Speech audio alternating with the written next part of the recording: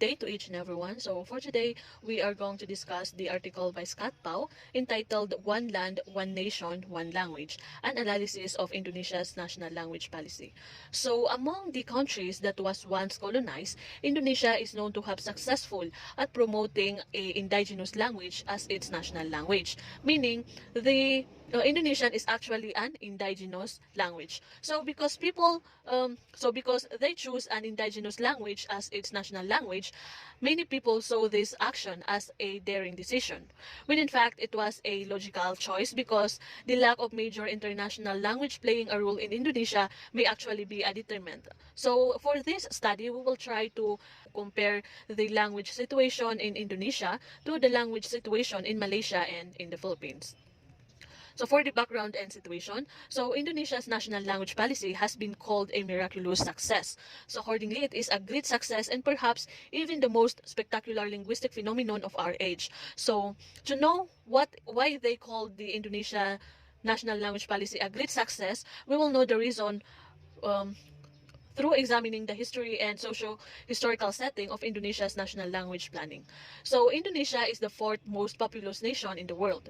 It has an estimated population of nearly 250 million, and it is also consists of 13,000 islands. So they also have an estimated 600 languages, which means because the Indonesia has a bigger size and has a diversity of population, then it is now difficult to choose and develop a national language because there are a very diverse people in the Indonesia.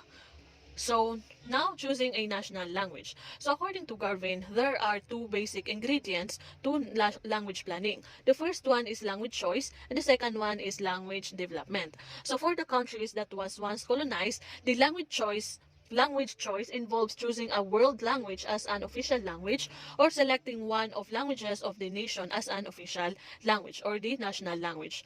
So in the first decade of the 20th century, the Indonesian people grew a sense of nationalism and wanted to stop the Dutch colonial rule. So by doing this, they had to choose a national language. So for that, they actually have a three options. They have a three choices on what language should be implemented as a national language. So the first one is the colonial language or the language spoken by the colonizer, which is the Dutch. The second one is the language of the largest ethnic group, the Javanese, and the third choice is the historic lingua franca of the archipelago, which is the Malay. So each of these languages had a certain claims to a special status. So now let us try to examine these three choices one by one.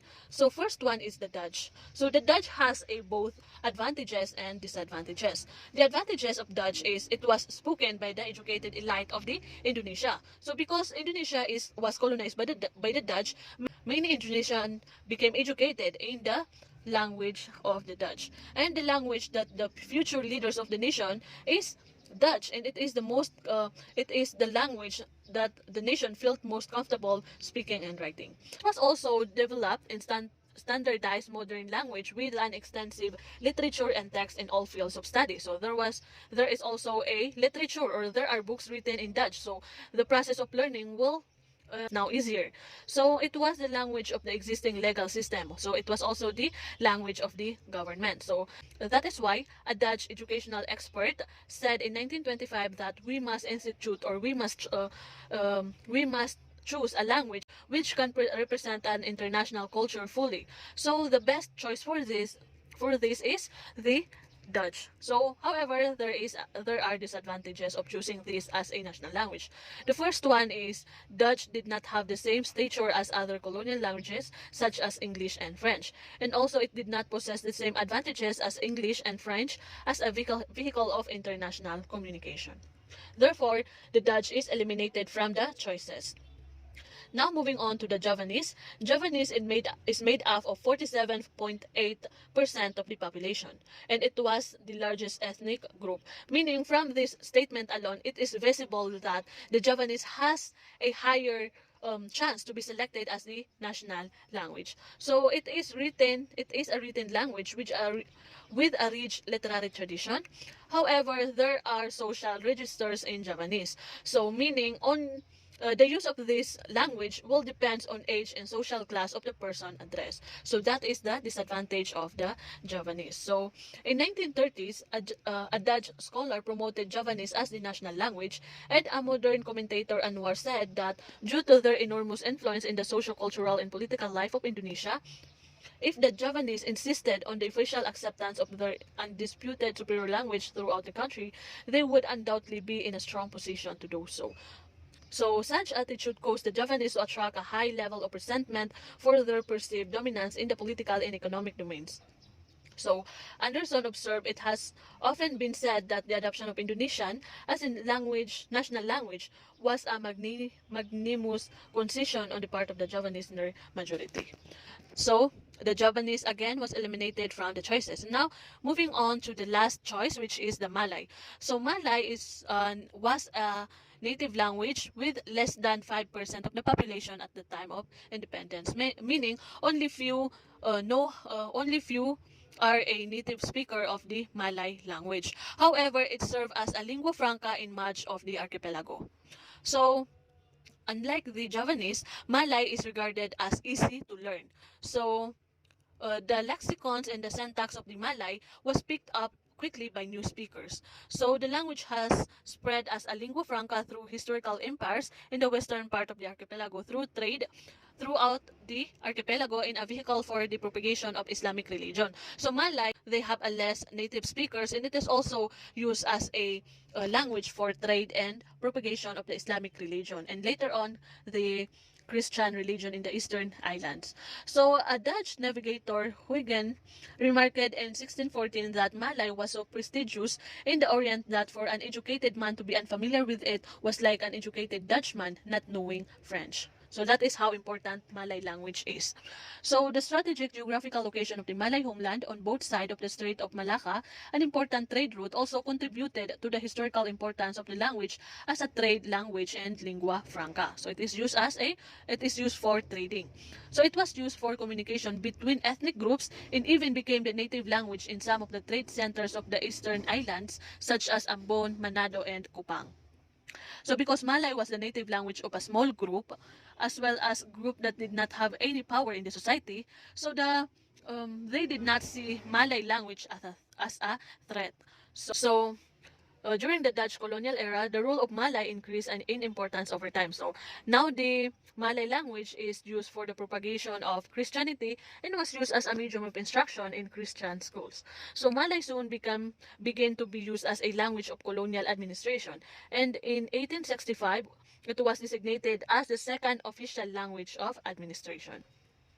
So in the 19th century, the use of Malay as opposed to Dutch in education continually changed with different administration. By the end of 19th century, a native Malay language press had developed. So in 1918, there were 40 indigenous newspapers, mostly in Malay. So they began now to write newspaper written in the Malay language. And in 1925, it rose to nearly 200 newspapers. So it is growing rapidly. So concurrently with this development, an increasing number of Indonesians were educated. So with Dutch as the most prestigious language of education. So the number of places in Dutch language schools was extremely limited, and these places were filled by the indigenous nobility and elite. In 1908, there was a demand for more Dutch language education.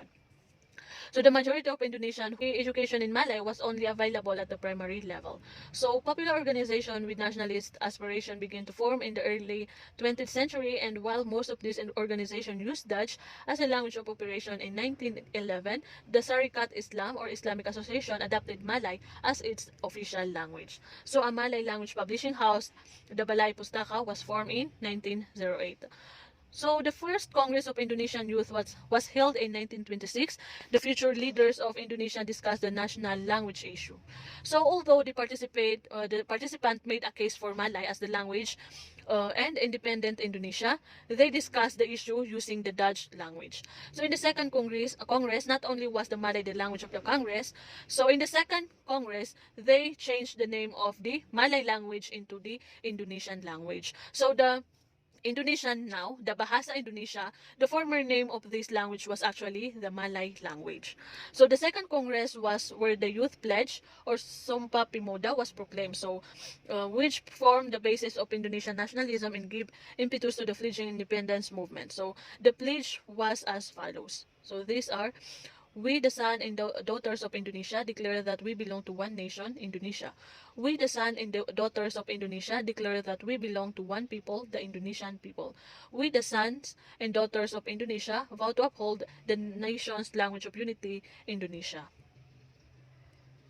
So the youth give prestige to the Malay language, now called Indonesian, although the young nationalist activists continued to use Dutch in their daily communication. So although they made the Malay as a national language, they still use the Dutch in their daily communication because they learned it, because they also learned the Dutch during the colonial rule of the Dutch. So the Dutch colonial administration saw the growing nationalism as a threat and reacted by removing Malay as a regular subject from schools in Java in 1930 and throughout Indonesia in 1932. So now the Dutch begin to take an action to stop Malay from being spread out throughout the country by removing it as a regular subject in the country. So the Dutch scholar M.G. Emmies wrote that Malay was not a language of the people and never will become one. It is an acquired language, the product of study and practice. So the position of Indonesian in the nationalist movement was further solidified when the first language congress for Indonesian was held in 1938. So this Congress marked the start of formal language planning activities for the development of Indonesian language. So now let us move on to the Japanese occupation. So just like the Philippines, Indonesian was also once colonized by the Japanese. So in 1942, the Japanese invaded and occupied Indonesia, an event which Alice Jabana has referred to as the most decisive moment in the development in the Indonesia. So the goal of the Japanese is to make the Japanese as the language of administration and education, but this was not realistic in the short term. So the immediate effect was the Indonesian became, so because of that, the Indonesian became the sole language of education, administration, in the mass media. So prior to the Japanese occupation, all texts used at high school and university level were in Dutch. So these Dutch texts were promptly translated into Indonesian, and new terminology was developed. So the language office under the Japanese was headed by Dr. Alice Jabana, a noted Indonesian linguist and writer.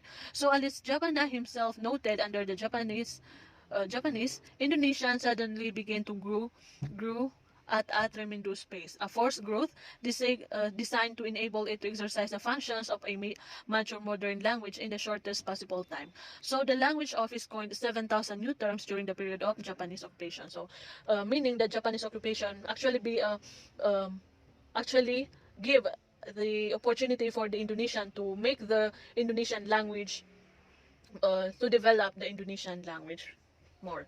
So now let us talk about the new nation, which is Indonesia. So when Indonesia independence was proclaimed on August 17, 1945, so Indonesian was designated as the sole national language of the new nation. So it is now official that the Indonesian is the national language of the nation in 1945. So Leeuwenburg gives the following reason why Indonesian was accepted so readily as a national language. So its central role as a vehicle and symbol of the movement for political independence, its ethnically neutral status in not being the first language of any prominent ethnic group, and the freedom it provides from encoding in all utterances distinction in all rank and status. So Errington also add that the very unnativeness of Malay has been the key to success of Indonesian language development.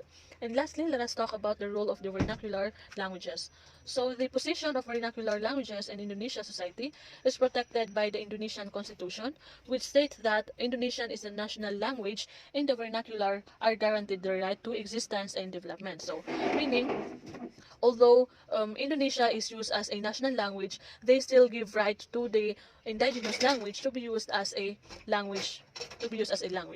So the vernacular appear to be maintaining their position in society, although their domains of use are restricted. So the rapid spread of Indonesian has not been viewed as a threat to the maintenance of the vernacular. So in one interesting development, the influence on the national language by the Javanese language has been lamented, as the egalitarian nature of the Indonesian language has been challenged by the development of formalized levels of speech reminiscent of Javanese social dialect. So this process has been called chromosation, after most formal level of Javanese speech, Chromo.